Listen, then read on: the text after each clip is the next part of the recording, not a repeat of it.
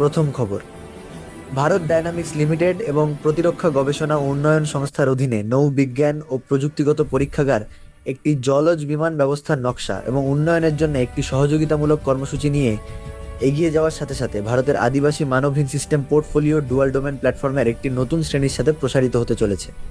প্রস্তাবিত সিস্টেমটিকে একটি সম্মিলিত ইউএভি প্ল্যাটফর্ম হিসেবে কল্পনা করা হয়েছে, যার আকাশে উড়ান এবং জলের নিচে অপারেশনের মধ্যে নির্বিঘ্নে স্থানান্তর করার স্বতন্ত্র ক্ষমতা রয়েছে।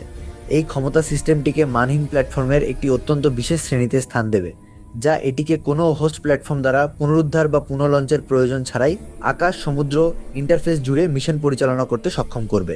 এই দ্বৈত মোড নকশাটি সামুদ্রিক নজরদারি এবং পুনরুদ্ধার থেকে শুরু করে জলের নিচে পরিদর্শন, বন্দর নিরাপত্তা এবং উপকূলীয় পরিবেশে গোয়েন্দা তথ্য সংগ্রহের মিশন পর্যন্ত কার্যকরী সম্ভাবনাগুলি উন্মুক্ত করে।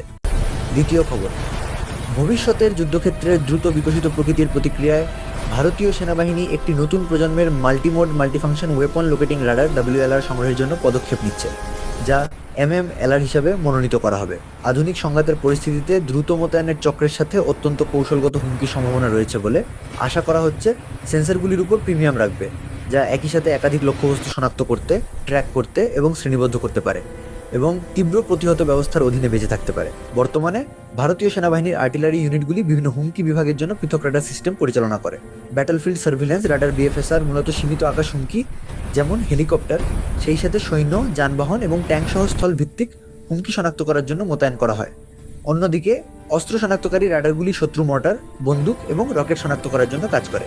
যেহেতু এই সিস্টেমগুলি পৃথক সরঞ্জাম হিসাবে এবং সীমিত সংখ্যায় মোতায়েন করা হয়, তাই অপারেশনাল ফাঁক দেখা দিতে পারে, বিশেষ করে জটিল এবং দ্রুতগতির যুদ্ধ পরিবেশে, যেখানে একই সময়ে একাধিক হুমকি ভেক্টর উপস্থিত থাকে। তৃতীয় খবর, পহেলগাম সন্ত্রাসী হামলার ফলে কয়েকদিন ধরে সামরিক সংঘাত বৃদ্ধির PAC&CF সালের বকনে ভারত ও পাকিস্তান একটি কঠিন জয়লাভের যুদ্ধবিরতি চুক্তিতে পৌঁছায় এবং সামরিক অভিযানের মহাপরিচালক DGMO-দের মধ্যে সরাসরি হটলাইন যোগাযোগের মাধ্যমে চূড়ান্ত করা। এই যুদ্ধবিরতি চুক্তির লক্ষ্য ছিল স্থল, আকাশ এবং সমুদ্র জুড়ে সমস্ত শত্রুতা বন্ধ করা। তবে বাস্তবায়নে সঠিক সময় সম্পর্কে অস্পষ্টতার কারণে আদান প্রদান অব্যাহত থাকে, যা উত্তেজনা হ্রাসের দিনটিকে উল্লেখযোগ্য বিমান হামলা এবং পাকিস্তান বিমান বাহিনীর PAF জন্য বিপর্যয়ের প্রতিবেদনে পরিণত করে।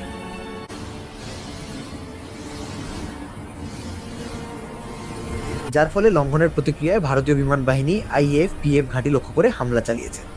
ভারত পাকিস্তানকে ড্রোন অনুপ্রবেশ এবং ক্ষেপণাস্ত্র প্রচেষ্টার মাধ্যমে সমঝোতা লঙ্ঘনের অভিযোগ করেছে, যার ফলে প্রতিরক্ষামূলক এবং প্রতিশোধমূলক ব্যবস্থা গ্রহণ করা হয়েছে। পাক বিমান বাহিনী ভারতীয় অগ্রগতির বিরুদ্ধে লড়াই করার চেষ্টা করেছে, যার মধ্যে একটি গুরুত্বপূর্ণ ভারতীয় S-400 বিমান প্রতিরক্ষা ব্যবস্থাকে নিষ্ক্রিয় করার মরিয়া প্রচেষ্টা অন্তর্ভুক্ত রয়েছে, যা পূর্ববর্তী যুদ্ধে সহায়ক প্রমাণিত হয়েছিল, যা দীর্ঘ পাল্লার বাধা অর্জন করেছে বলে জানা গেছে, যার মধ্যে একটি 200 কিলোমিটারেরও বেশি দূরত্বে রয়েছে।